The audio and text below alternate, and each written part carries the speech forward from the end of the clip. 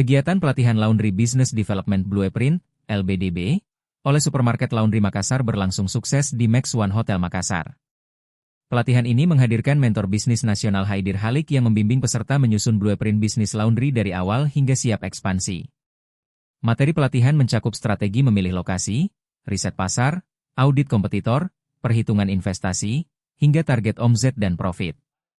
Peserta datang dari berbagai kota di Indonesia Timur, seperti Sorong, Tarakan, Soroako, dan sejumlah daerah di Sulawesi.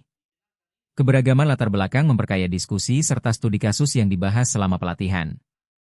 Muhammad Akra, founder CEO PT Makongsi Capital Indonesia, menawarkan pendanaan usaha hingga 300 juta rupiah bagi alumni yang menyusun blueprint solid.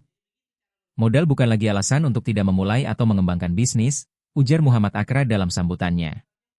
Haidir Halik menegaskan pelatihan ini penting untuk semua jenis usaha karena memberi fondasi strategi yang kuat dan siap eksekusi.